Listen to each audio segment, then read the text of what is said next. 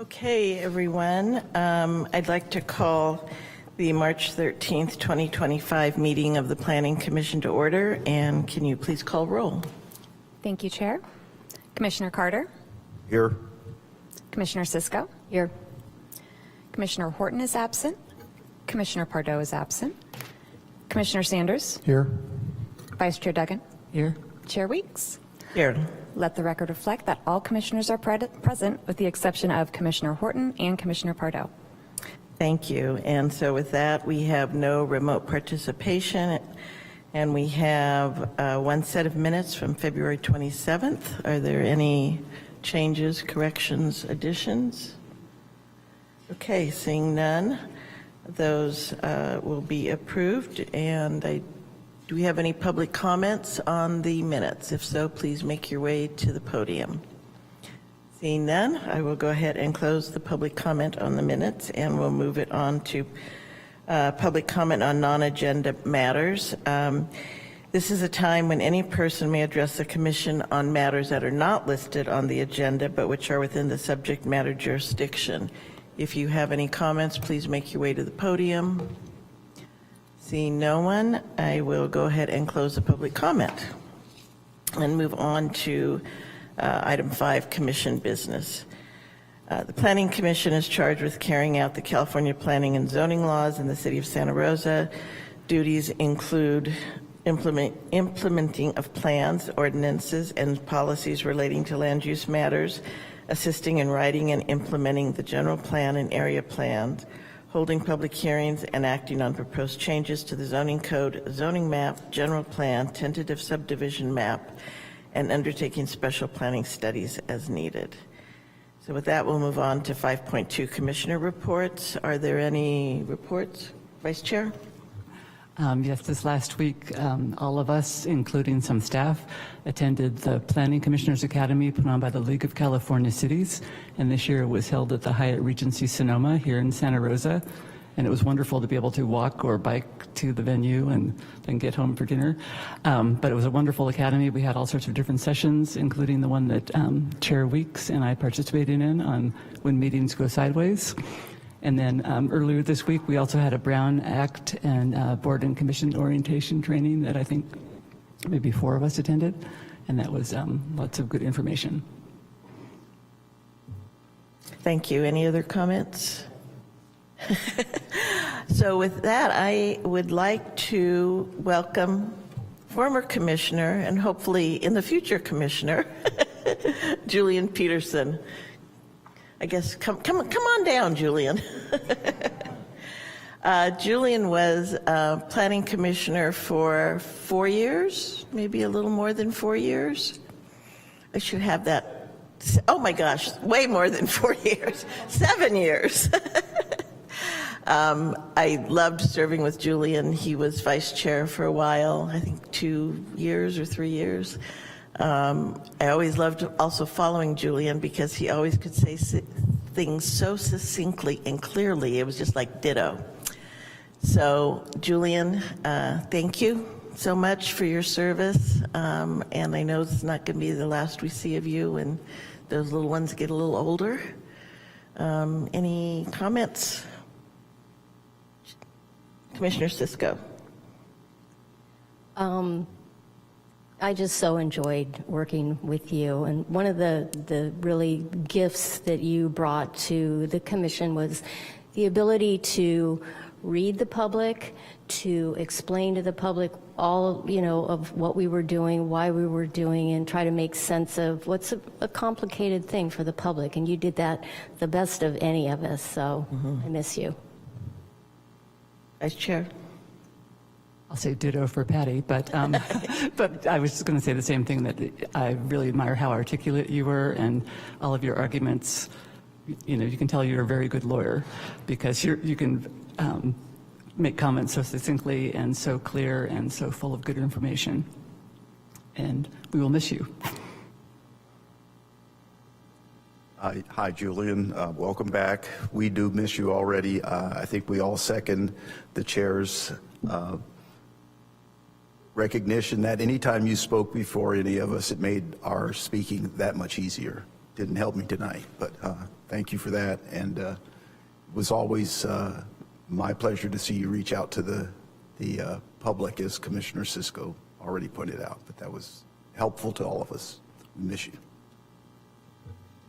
Hey, Julian, I didn't get a chance to serve with you that long, but in the short time that we did, it was always a relief when you went before me, because being the newer person, You're a theme here. when you're the newer person, you're looking toward the more experienced commissioners to, see how they, address items, how they, look at things, and you were always very diligent in, you knew that you'd done your homework. And for a new commissioner, that's always been very, very valuable. So thank you for those lessons that you didn't even know that you were teaching me. I appreciate it. So Julian, do you have anything you'd like to say? Sure. Can you hear me okay? Well, I mean, thank you for all those wonderful comments. It really was an honor to be able to serve on the Planning Commission with all of you, a group of very talented, very sharp people that did their homework and read everything that was in front of them. And also, I'm very proud and honored to have been part of, like many of you, some really big things that happened for Santa Rosa. Recovery from the Tubbs fire, adult use cannabis, a new general plan. It was a lot of work, but it was a lot of fun, and working with you all really made it a lot better, as well as, I can't leave out, our very talented and helpful staff. So thank you. Thank you. So with that, we have your plaque. So you can put this in a place of honor at home, maybe where you park? I don't know.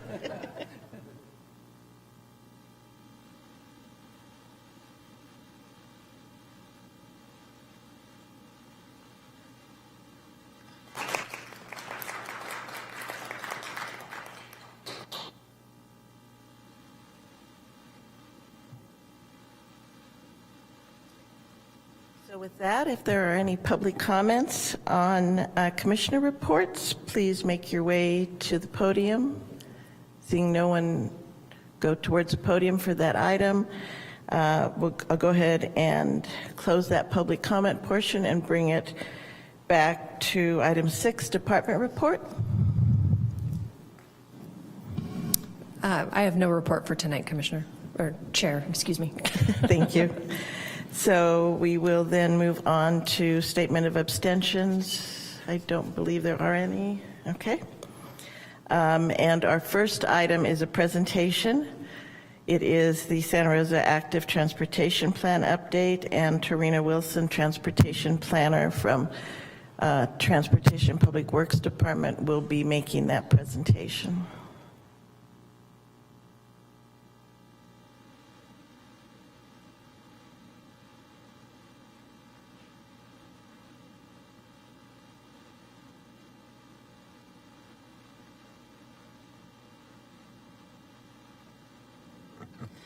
Good afternoon. All right, my mic is on. Good afternoon, Chair Weeks and Planning Commissioners. I'm very excited to be here with you today. My name is Tarina Wilson. I'm the city's transportation planner. I'm in the Transportation Public Works Department. My job revolves a lot around bicycle and pedestrian planning, but I do a lot of multimodal transportation planning just in general. So today I have for you an update on the city's active transportation plan. This is an update to the 2018 bicycle and pedestrian plan. The last time that I spoke with you, I gave you a heads up that we are renaming the plan so that we're a bit more inclusive and we're more in line with what other jurisdictions are doing. So here I have a timeline of the process thus far. We so far have taken about 1.5 years for this plan. It's taken a little bit longer than usual. The main reason for that is that we took a deeper dive into what we have included in the plans in the past. We update this plan approximately every 5 years, and we wanted to be sure that we were a bit more ambitious in the projects that we incorporated this time around. So back in September, we worked on the draft division and goals. That was done through work with our Bicycle and Pedestrian Advisory Board. I came to you can't remember if it was April or May, but to talk about the phase 1 of public engagement. That phase of public engagement, we went out to the public, we had the existing conditions completed, and we said, here's what your bicycle and pedestrian network looks like. How can we improve it? And we were asking folks, where do you have barriers? What are we doing right that you'd like to see more of? It was really an open call for them to tell us what they thought. We took all of that information and we synthesized it into a bunch of recommended projects, which turned into phase 2 of outreach. So in phase 2 of outreach, we said, here's what you told us last time. Here's what we learned and how we translated it into a series of projects. Did we get it right? Do you like what we put on here? Do you agree with the assumptions that we've made? Once we heard that and we got the go-ahead or we got a couple of tweaks on that information, we looked at all of the projects and we went through project prioritization. So we thought, what types of projects do we want to prioritize in what order? And that information is helping us with putting the whole plan together and thinking through the next couple of years as we start to implement the plan. We right now, in March of 2025, we have the public review draft of the ATP available. That's why I'm here tonight, because we have that document online. We're doing public comment. It started on March 3rd, and it's going to go through March 30th. So it's almost the entire month of March. We have the entire plan up there. It's an online interactive PDF, so we're asking folks to go review the plan. You can put a comment anywhere, and then you can also see what other people are commenting. There's already some comments up there now that you can go and look at. I believe you can also like a comment if you like what someone has put on there. You can throw your support behind them. And then the next steps, the Bicycle and Pedestrian Advisory Board is the city's advisory body that has that power to approve of the plan and then forward it to City Council. Sometimes the Planning Commission, you do that for City Council. With this ATP, that's going to come from the Bicycle and Pedestrian Advisory Board. We right now are assuming that the Bike Ped Advisory Board is going to review the plan in May, and then they'll forward it to the City Council, and City Council will see it in June. This is a slide that outlines what's in the document. And again, this is a document that is live on our project webpage. We start with the vision and goals, the about the plan, what's in it, what are you gonna see. Chapter 2 is existing conditions. It's all of the information that we took to the public in the first phase of engagement. Chapter 3 is a summary of all of the engagement that occurred. Chapter 4 is recommendations. So first it's a section of all of the pedestrian recommendations that we make, and that's for both segments like sidewalks and also intersection improvements as well, crossings, signalized intersections, things like that. And then we have the bicycle recommendations. And then chapter 5, implementation and funding, that is where we prioritize the projects. So when you go into chapter 5, you're going to notice that we focus a lot on what we call high priority projects. These are the projects that we consider to be not just high priority, but really feasible for us to potentially complete within the next 5 years. Like I said, we try to update this plan every 5 years, so we'd like to have something we could look at and say, we think we could get these projects done, and then you assess them when you update the plan again. And then at the end of this slide, I just have a list of the appendices. When you're on the project webpage, you can open each of these individually to review them. And then the same thing, when we have the final plan online, you can also review them all individually. The appendices are where we get into the nitty-gritty of each chapter. And so if you are in chapter 2 for existing conditions, but you want some more information, you then go to the existing conditions memo that's in the appendix. So there's a little bit more information. The plan itself, it is summarized as much as we possibly could. We didn't want to throw all of the information at you. We want it to be a bit more digestible. So I'm going to go over the vision and goals. I spoke with the Planning Commission when I came for the first round of engagement, and I really highlighted the fact that we're thinking about safety first and accessibility when we're thinking about active transportation. That's something that is a national best practice at this point. So there's a phrase that you might see a lot in the active transportation plan. It's all ages and abilities. And so there's a movement nationally, internationally, where what we're trying to do with bicycle and pedestrian infrastructure is build it in a way that it is for all ages and abilities.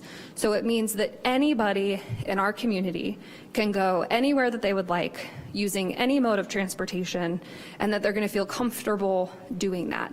And it's really a accessibility, equity, climate. It's an issue that really touches all of our lives.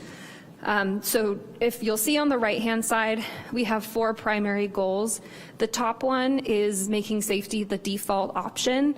So it's really thinking through anytime we're putting in new infrastructure, is it something that increases comfort and safety for anybody who may be using it? And so you'll see that as a guiding practice through the entire active transportation plan. So I want to do a quick overview of the engagement. Again, like I said, first phase of engagement was we showed the public, here's what the network looks like right now. How can we improve it? What's going well that you would like to see more of? You'll see on the right-hand side, on the online interactive map, we had almost 2,000 interactions. So those are folks just liking and interacting with the map itself. And then we had almost 500 comments. And then it was also a platform where folks could interact with one another. So you could then comment on other people's comments. This was, there we go. This was the outcome of the phase 1 engagement. So like I said, we asked them what are the barriers, and then we used that information to create these maps, which are the recommended bicycle and pedestrian projects. On the left-hand side of this screen is a full screenshot of the pedestrian improvements, and then on the right-hand side is the bicycle improvements. So this is what we then took to the public as part of phase 2 of engagement. And then these maps you can see in chapter 4 of the active transportation plan. And we also, so we have a zoomed out version like this that's citywide. And then right after that, we have maps that are zoomed in for each quadrant so you can see it a little bit better. So once we had those maps, we went and we did phase 2. Like I said, we asked, here's what we heard in phase 1, here's what we did about it, did we get it right?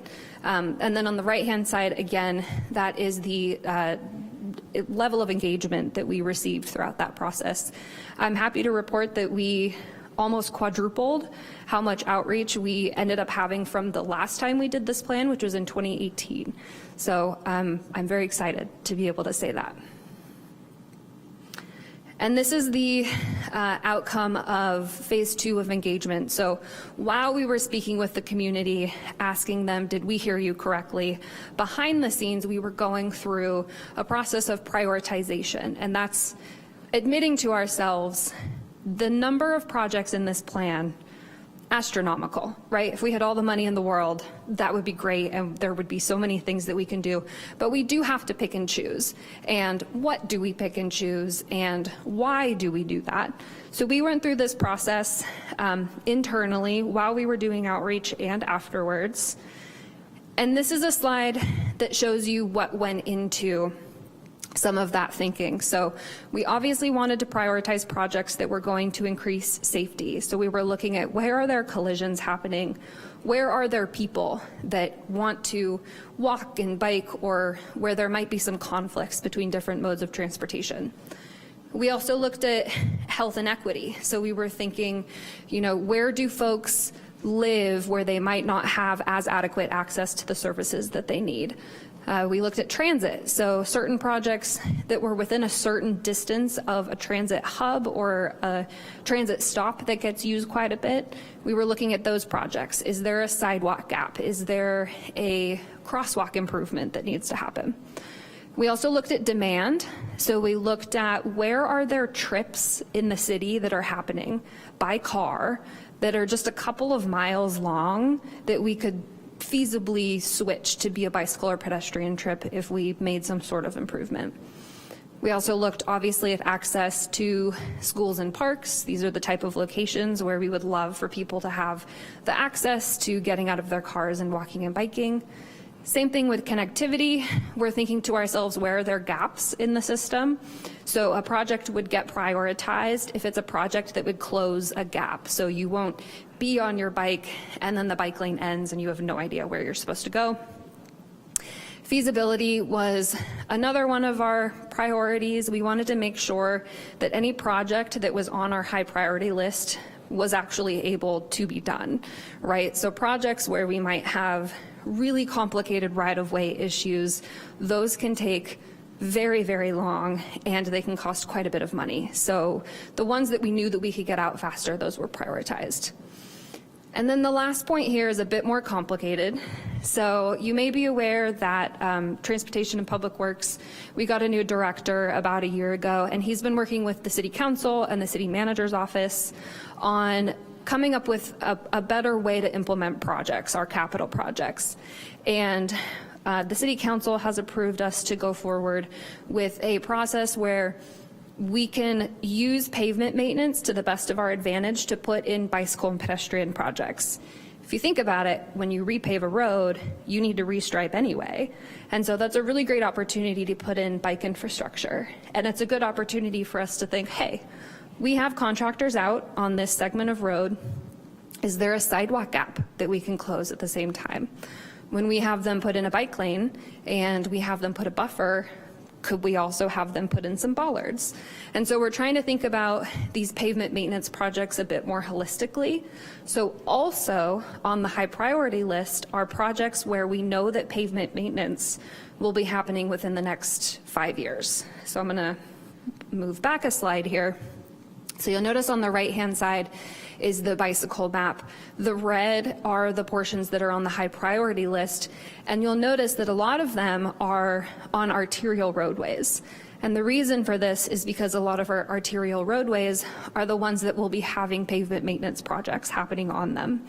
And so when you look in Chapter 4 of the ATP and you say, okay, Guerneville Road could have a protected bike lane on it, then you go into Chapter 5 and you see that that facility is a high priority. That's because of pavement maintenance. So there's a couple bigger projects that we'll be able to put in, and they'll be faster, easier, and also a little bit cheaper because we can lump them in with another project. So like I said, I'm here with you to just let you know that the active transportation plan is online.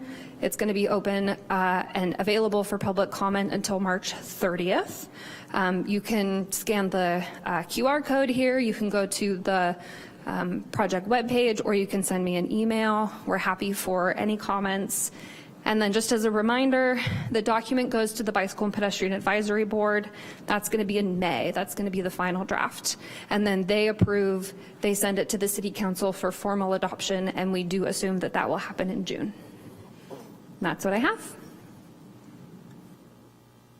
Thank you. Are there any questions? Commissioner Sanders? Thank you. I think it's the third time we're seeing you, right? And 2 times in waterways as well. So we're buddies now.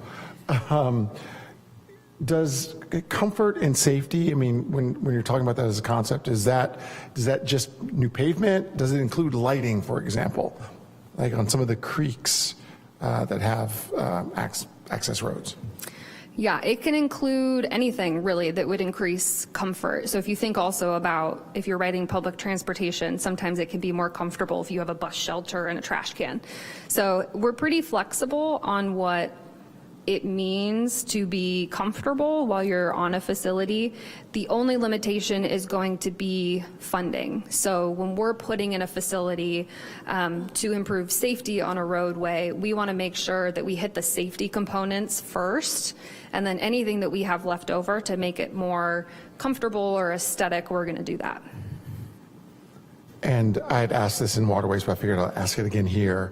That stretch of road between Hope and B, now we have the cars kind of angled, and you park a large truck there, and it causes traffic to go into the oncoming lane. What's the plan to remedy that? I would be happy to answer that again.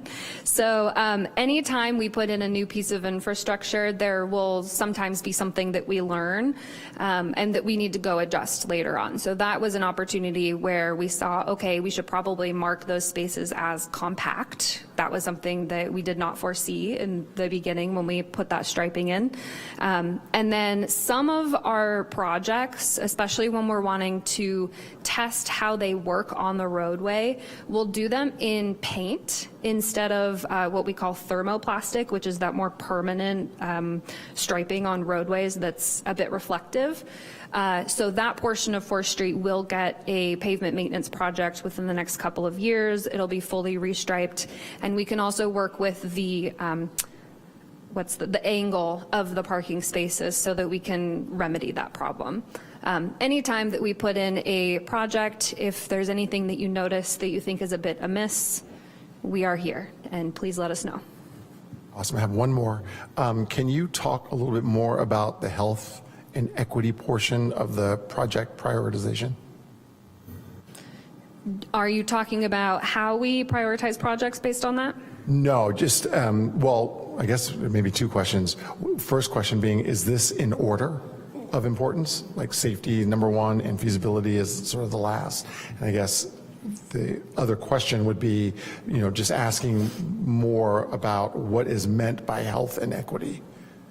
Sure. So for the most part, health and equity is based on where we have equity priority communities and where we have folks living in Callan virus screen health burden areas. So there is some information. I brought this slide back up because I want to point folks to what appendices you can get the detailed information in.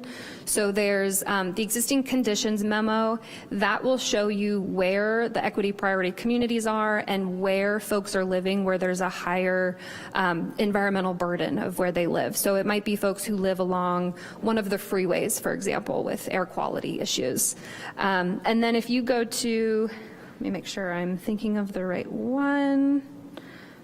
Development of recommendations memo, so that 4th bullet point down, that is going to be, we have a matrix in there that shows you the number of points assigned to each thing.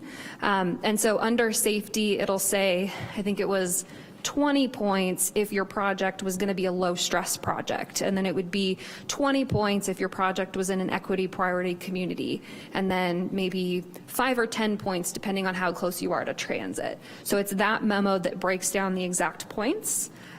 Safety and then the health and equity were the two sections that had the highest amount of points awarded to them. Thank you. Any other questions? Vice Chair? Yeah, I sent you an email late last night, which I apologize for, but I just wanted to touch on a couple of things I asked. Let's see, one was the at-grade crossing at Jennings and the smart tracks. Is that in the plan? Yes, it is. Okay, good. And is that, do you happen to know if it's prioritized or? I don't know that off the top of my head.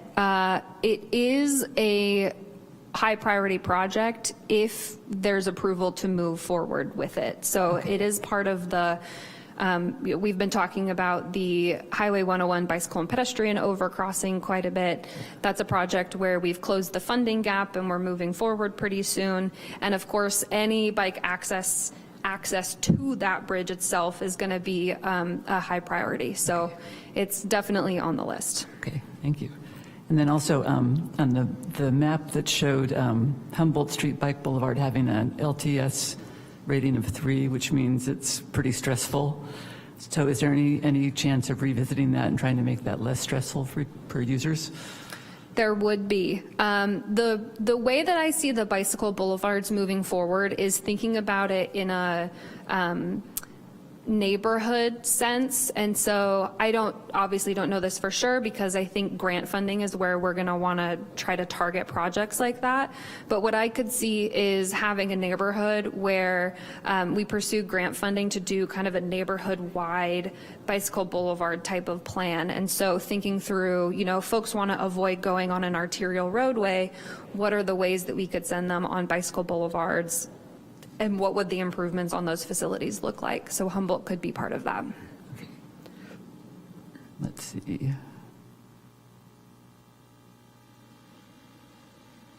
Then I have the question about the existing and the proposed miles of different types of the bike infrastructure. I think it was Appendix B, and how the difference is only about 20 more miles than the 2018 plan, and most of those miles looks like Class 3. I did have to go back and check because I saw that question. I was like, whoa, that should not be true.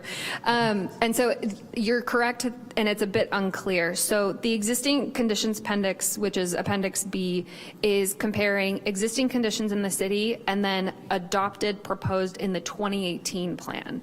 So the 2018 plan is the one that you're seeing as proposed.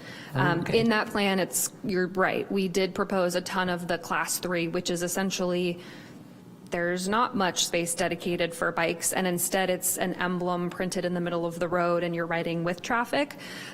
There's very, very few of those that will be in the ATP. Yeah. Okay, thank you. Any other questions? Okay, so with that, I will go ahead and open the public comment on this item. If you have a comment, please make your way to the podium. Seeing no one doing that, I will go ahead and close this public comment portion and bring it back to the commission. Trina, did you get what you needed from us, or is there? Yeah, I'm here today just to let you know that it's there. It's open for public comment through the 30th. If you had any general comments that you wanted to make, you could do so now. But I would also encourage any of you to review the document online, make any comments that you would like. They all get synthesized, and then I discuss them with our consultant, and then to share with your networks, because we would love for folks in the community to review the document as well. Thank you. Are there any other final comments? Vice Chair? I just want to say I saw the article in the PD, then I think that brought users or people to make comments on the plan. And I think the plan in general is so much easier to read and follow and understand, and it's laid out really attractively, and the appendices were not too long and too technical, and they were easy to follow as well. So thank you so much for that. And I love the emphasis on all ages and abilities. Especially as I get older, that gets more important. And then also just the comprehensive existing map of the pedestrian infrastructure and where the crosswalks are insufficient and need to be improved upon. That's great too. So thank you so much. Thank you.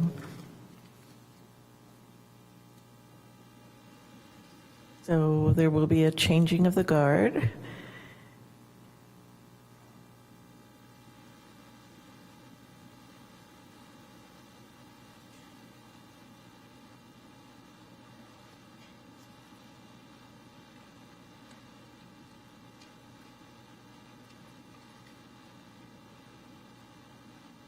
So item 11.1 is the first. Chair?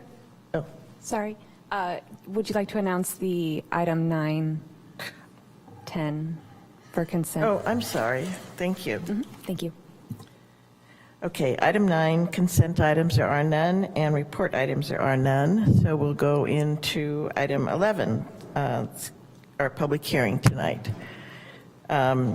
11.1 is the first 2025 general plan amendment package, and this item is divided into two. As you can see on the agenda, there's 11.1 and 11.1 and 11.1A. So with that, we'll start with 11.1. Sorry, Chair, just to clarify, this is item 11. I'm sorry, 11.1 and 11.1A and 11.1B, sorry. So we will start with 11.1A, which is a public hearing, Dutton Avenue Development Project. And Hannah Michelson will be the presenter. All right, good evening. Good evening, Chair Weeks and members of the Commission. My name is Hannah Michelson. Thank you for saying it correctly. And I am the project planner. Hi. All right, good evening, Chair Weeks. Thanks for saying my name correctly. I am Hannah Michelson. I am the project planner for the Dutton Avenue Development Project.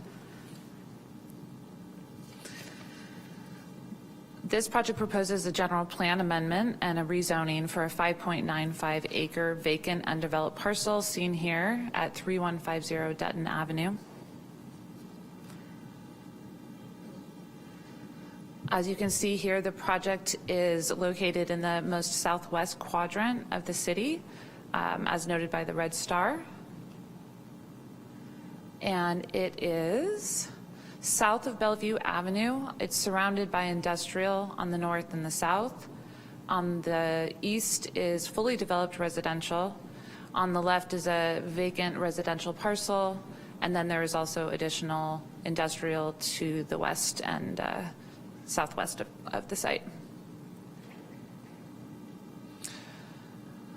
General plan and zoning. The parcel is currently designated as medium density residential, which is 8 to 18 units per acre, and the proposed change to general industry will allow for warehousing, wholesale, manufacturing, and distribution activities with accessory office and retail uses. It could generate some truck traffic and operate 24 hours a day. And the proposed general industrial zoning will be consistent with the general plan designation. Here you have the general plan land use diagram. On the left, you have a zoomed out view with Dutton Avenue, the SMART tracks there on the west. And what you're looking at here is a roughly 2-mile span of industrial uses between Dutton Avenue and the SMART train tracks, starting at Duke Court to the north, and then continuing south of Todd Road.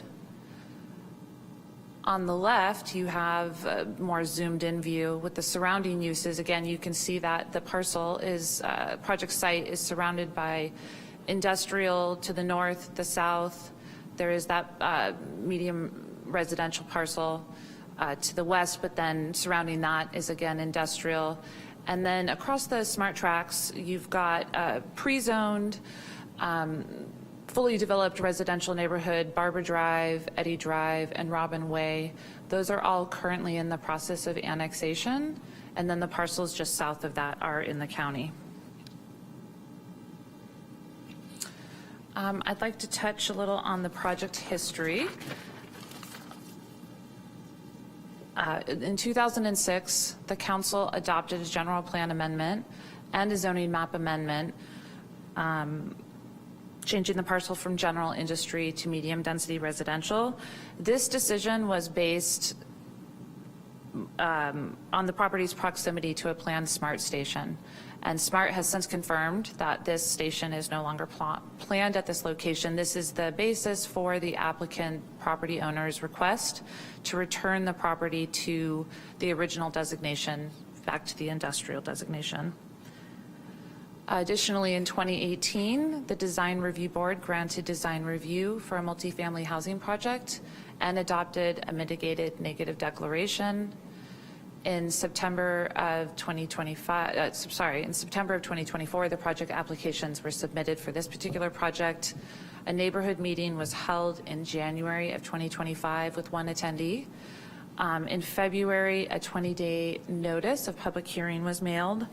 And then I also want to note that the 2023 and 2031 housing element does list the project site at 3150 Dutton Avenue as an approved 86 moderate income unit site.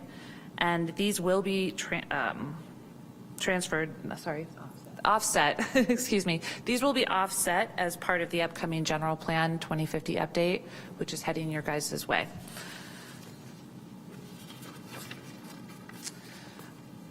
Staff analysis concluded that all findings can be met and there are no unresolved issues as part of the project review. We did receive 3 written comments. The questions were about surrounding uses, whether there was a development proposal as part of the project, some concerns about industrial and residential proximity, and also some support for an industrial use on this project site. As mentioned earlier, the project is surrounded by industrial uses and separated from residential by the SMART tracks. Additionally, there is not a development proposal as part of this project, but any future development will be reviewed and for compatibility with neighboring and nearby uses. Let's see. And our staff responded to all of these comments and no further issues were raised.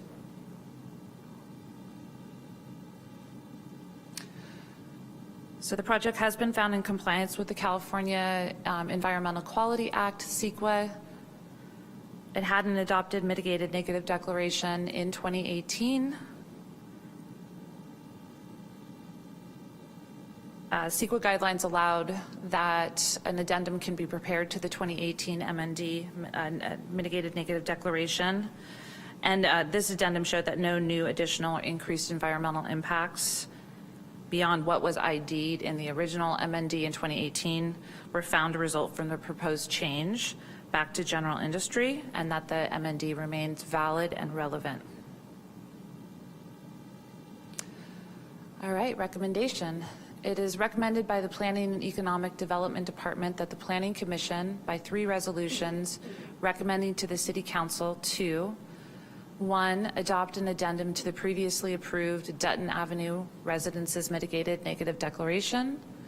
2, approve a general plan amendment to change the land use designation for 3150 Dutton Avenue from medium density residential to general industry. And 3, approve a zoning map amendment for 3150 Dutton Avenue from the R318 zoning district to IG, consistent with the general plan. So this concludes the presentation, and I am happy to answer any questions you may have. The applicant is here and available, but is not giving a presentation. However, he is available for any questions. Thank you. Are there any questions, Commissioner Sanders? Thank you. I was looking through the housing element, and I'll just go ahead and quote it. California Law, Government Code, Section 655A3A3 requires that the housing element contain an inventory of land suitable for residential development, including vacant sites that can be developed for housing within a planning period, yada, yada, yada. So my question is, would the rezoning of this lot have any, or this site, have any negative impact on our requirements to keep a certain amount of land inventory to satisfy our RENA numbers? Thank you for that question, Commissioner. So I'll take that one. The current housing element that was recently adopted by the council includes a surplus of our regional housing needs allocation, or RENA, and it provides for a certain extra amount in case we come short on certain areas and aren't able to reach that full amount. We have enough surplus to get us through our 8-year cycle. So with this project, we technically don't need to replace the units because we have an excess of our inventory. However, we're at the very early stage of this 8-year cycle, and so we want to make sure that we don't use up that surplus before we need to. So I think Hannah mentioned in her presentation, we've got the general plan 2050 coming forward. In that general plan 2050, there is a site on Acacia Lane that will be proposed for an increase in density that will offset the units that are proposed in this. And the city has 180 days from when the council takes action on this general plan amendment to then provide that the offset. So, and we have talked with HCD, or the State Department of Housing and Community Development, about this, and they have concurred that this path forward is consistent with what we need to do. Thank you. So the 180 days, that would be from when the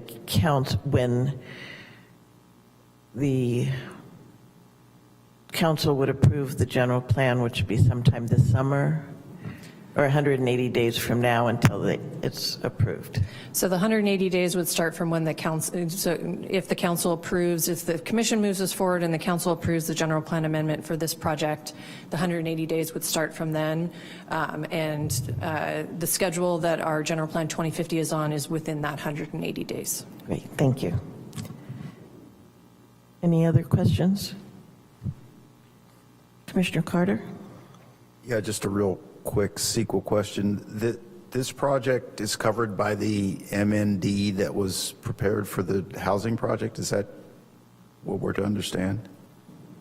Yes, that's correct. Okay. And it mentions mitigations for noise and traffic. Will those mitigations stand with this change in use?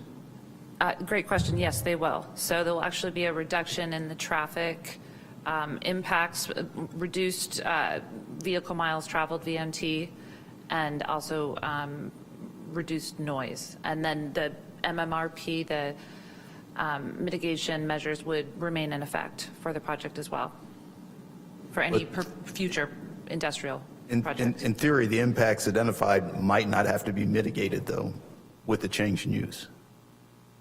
Correct. Thank you. Any other questions? Okay, so with that, I will go ahead and open the public hearing on this item. If you have any comments on this item, please make your way to the podium. You'll have 3 minutes. Seeing no one, I will close the public hearing on this and bring it back to the commission. There are 3 resolutions, so I think we'll do our standard, make comments on the first, somebody enter the first resolution, make comments on that, and then for the whole project or the whole item, and then we'll follow up with the other 2 resolutions. So would somebody like to read the first resolution? Commissioner Cisco. I move a resolution of the Planning Commission of the City of Santa Rosa recommending that, there's a typo there, recommending that the City Council adopt an addendum to the Dutton Avenue Residences Mitigated Negative Declaration, State Clearinghouse number 20005092141 for the Dutton Avenue Development Project located at 3150 Dutton Avenue, Assessor's Parcel number 043-133-013, file number PRJ 24-019, GPAM 24-002, and REZ 24-002, and waive for the reading of the text. Is there a second? Second? Okay, so that was moved by Commissioner Cisco, seconded by Vice Chair Duggan. So we'll go ahead and start with comments by Commissioner Cisco. Well, depending on who you ask, it's either a blessing or a curse that I have a very long memory. And I was here in 2006 when this came before the Planning Commission as a general plan amendment to move it from industrial to the medium density residential. And the majority of the commission denied that at that time for reasons that well, my reason was that it seemed a little remote that we would be having another station, and feeling protective of our existing general industry and light industrial space for economic development. And it seemed a very peculiar spot to drop a bunch of housing in the middle of an industrial area. So very happy to have a second bite of the apple now. When I saw this, I went, oh, good. Because I didn't think it was going to work with the housing, and apparently we were right. So it was a little disturbing when we were overturned by the City Council, and they went ahead and approved this general plan amendment. And often not critical of our council business, but in this case, I was very troubled by it. So happy to see this back, happy to see it returned to industrial land, and I can make all of the findings when we get to all of these. And I'll be moving to approve the project. Thank you. Vice Chair? Well, this project predates my time on the commission by only a few months, but I can totally make all the required findings. I think it looks like a strange location. It's close to housing, but across the railroad tracks, and it just seems like we'd rather protect all the industrial property in that area. So I can make all the required findings. Thank you. Commissioner Carter? Oh, yeah, based upon the staff report and my visit to the site, it certainly seems logical that this site be designated for industrial use, and I think the staff has made a reasonable case here, and I'll be supporting the project, and I can make all the required findings. Thank you. Commissioner Sanders? I echo the same sentiment as Commissioner Carter. I'll be interested to see what happens with the other lot. That's a different conversation, but I can make all the required findings and we'll support the resolution. Thank you. And I also can make all the required findings and will be supporting the recommendation. So with that, it was moved by Commissioner Sisko, seconded by Vice Chair Duggan. So can we have a vote, please? Commissioner Carter? Aye. Commissioner Sisko? Aye. Commissioner Sanders? Aye. Vice Chair Duggan? Aye. Chair Weeks? Aye. So that passes with 5 ayes. And then we'll move on to the second resolution. I move a resolution of the Planning Commission of the City of Santa Rosa recommending approval to the City Council of a general plan amendment from medium-density residential to general industry for the property at 3150 Dutton Avenue, APN 043-133-013, file number PRJ 24-019, GPAM 24-002, and waive for the reading of the text. Thank you. Second. Okay, so that was moved by Commissioner Sisko, seconded by Vice Chair Duggan. So go ahead, Commissioner Sisko. I can make all of the findings on this particular project and will be voting to approve it. Vice Chair. I can also make all the required findings and we'll be in favor of supporting it. Thank you. Commissioner Carter. I can make all the required findings of this resolution, and I'll be supporting it. Commissioner Sanders. I as well can make all the required findings and we'll support the resolution. And ditto for me. I can make all the required findings and will be supporting this. So that was moved by Commissioner Sisko, seconded by Vice Chair Duggan. Can I vote, please? Commissioner Carter?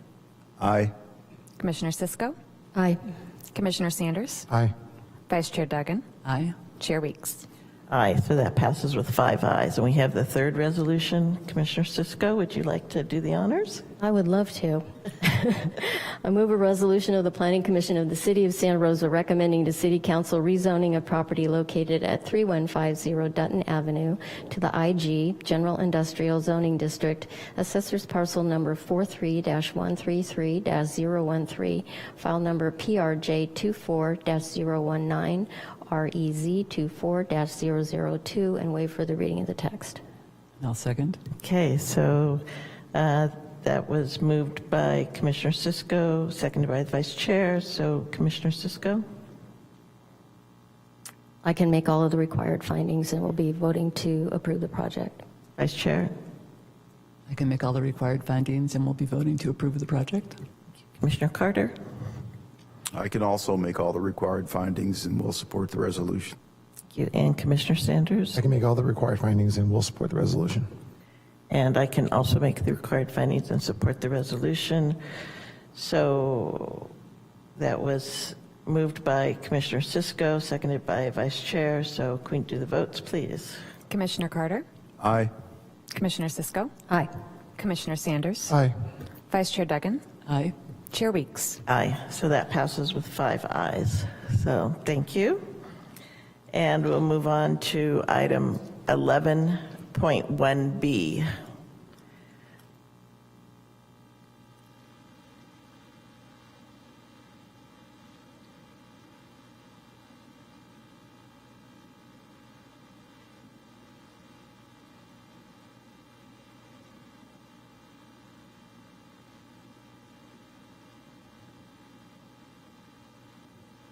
Okay, so this is a housing element amendment, and it is an ex parte disclosure.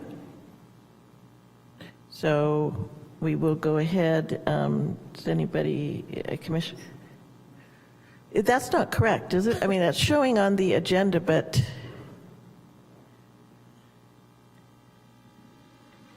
Is that because of the, I think that's an error. It's not Okay. an ex parte. good. I did go and look at it again. For the umpteenth time. Apologies for that. So, thank you. See, it does help. I need a village around me. Thank you all. So, presentation will be done by Jessica Jones, Deputy Director of Planning. Thank you, Chair Weeks, members of the commission. Yes, so the item before you is the second half of our general plan amendment package before you this evening. So what I am going to be presenting is an update to our housing element, which is one of the elements of the general plan. Specifically what is in front of you is updating the recently adopted 2023 to 2031 housing element. We're proposing to amend it to reflect changes to the city's regional housing needs allocations, or RHNA obligations, which is as a result of an annexation that was recently approved through the city and through the local agency formation commission. And we're also, while we're at it, we found 2 clerical errors, which I'll go into a little bit later in a couple of the tables. So just going over a bit of brief history, in February of 2023, the council adopted the housing element, which included the city's obligations for the 6th cycle RHNA. And in August of 2023, the Sonoma County Board of Supervisors also adopted their housing element, which included RHNA allocations for the property located on Lance Drive, which is at Lance and Guerneville Road in northwest Santa Rosa.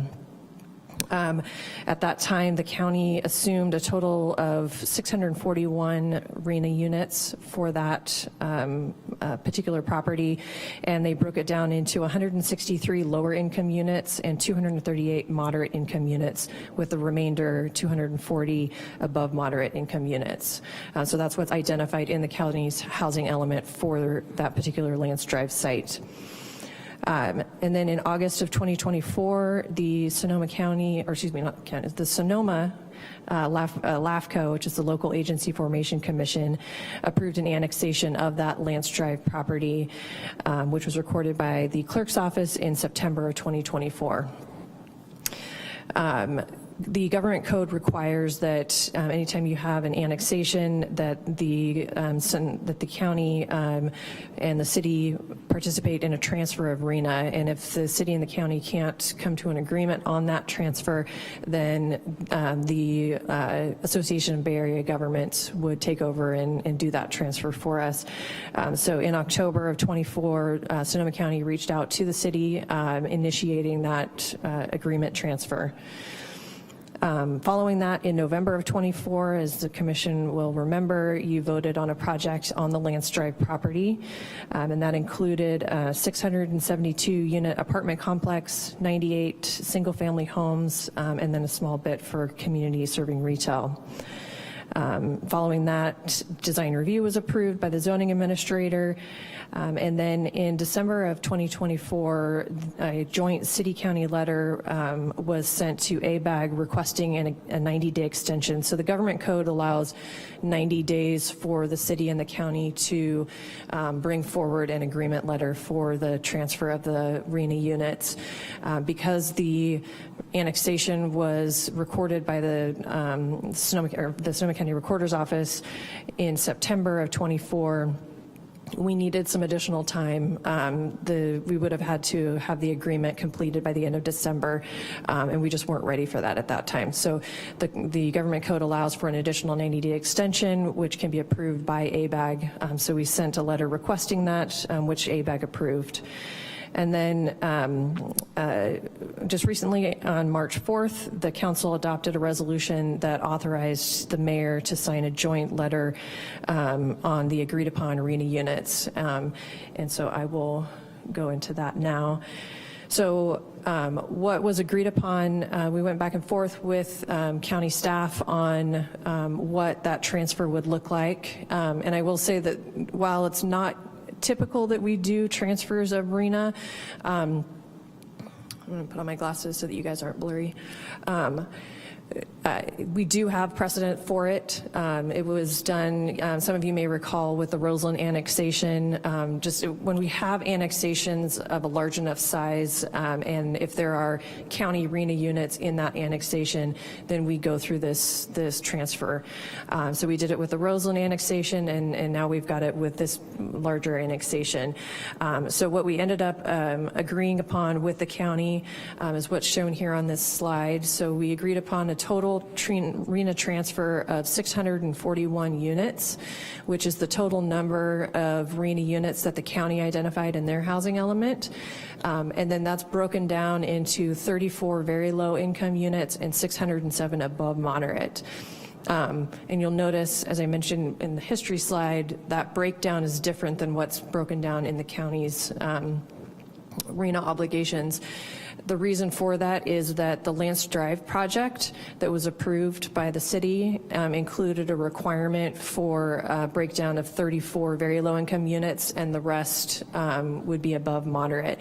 So the city was not looking to take on more affordable units than what we anticipated to actually come on that project. So we're looking at a transfer of 641 total units with 34 very low and the remainder being 607 above moderate. And then the chart that's shown here shows you what that looks like when you look at our total RENA. The first column is the adopted RENA, and then the second column is what it would look like with that transfer. So with this transfer, which will be acted on by the Association of Bay Area Governments later this month. We expect that to go through without an issue because we did come to an agreement with the county. The city and the county are required to update our housing elements so that the RENA numbers that are included in our housing element are reflected accurately. As we were doing that work to identify where we needed to make changes, we found two clerical errors in the housing element. One was related to the title of one of our tables, and the other was a mathematical error in one of the tables. So we're making corrections to that.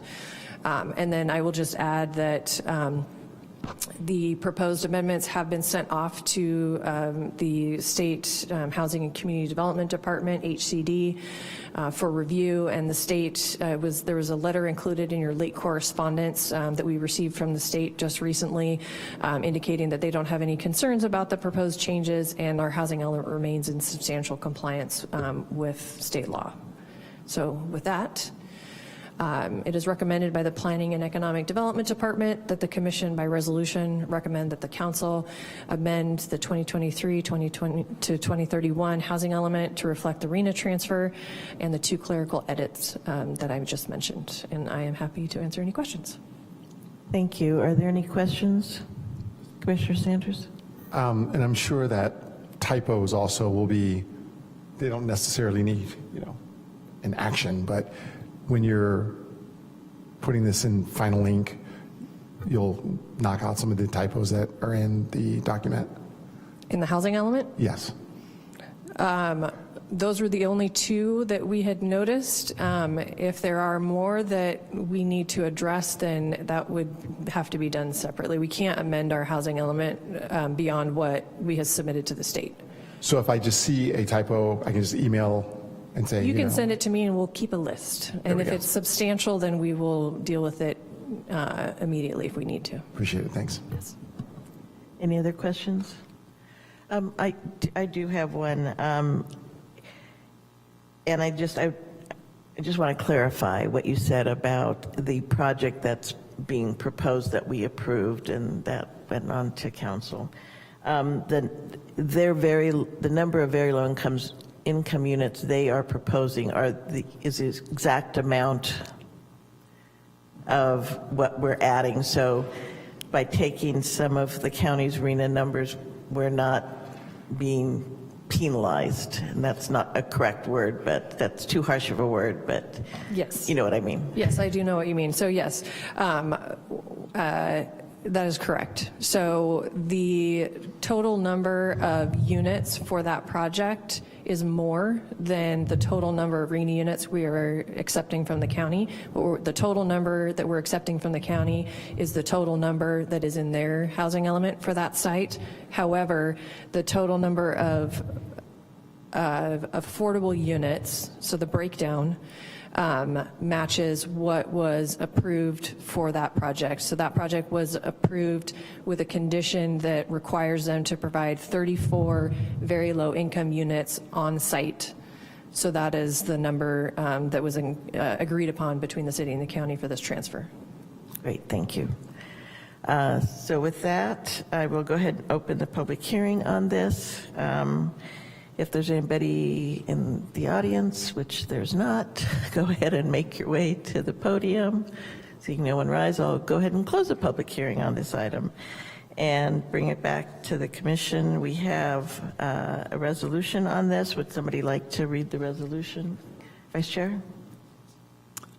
I'll move a resolution of the Planning Commission of the City of Santa Rosa recommending that the City Council approve a general plan amendment to modify the 2023 to 2031 housing element to reflect a transfer of regional housing needs allocation, RENA, units related to the annexation of 34.93 acres into the city, and 2 clerical edits to correct the title of Table 5-2 and correct a mathematical error in Table 5-11, and waive for the reading. Thank you. Is there, okay, so that was moved by the Vice Chair, seconded by Commissioner Sanders. So we'll start with Commissioner Sanders. I can make all the required findings. Commissioner Carter. Yeah, HCD is happy, county's happy, city's happy. I can make the required findings. Vice Chair. I can make all the required findings. And Commissioner Cisco. I too can make all of the required findings. And I can also make all the required findings on this. So we'll go ahead, and that was moved by Vice Chair Duggan and seconded by Commissioner Sanders. Commissioner Carter? Aye. Commissioner Cisco? Aye. Commissioner Sanders? Aye. Vice Chair Duggan? Aye. Chair Weeks? Aye. So that passes with 5 ayes, and that's it for this item. And unless you have anything else, we will go ahead and adjourn the meeting until our next regularly scheduled meeting. Thank you.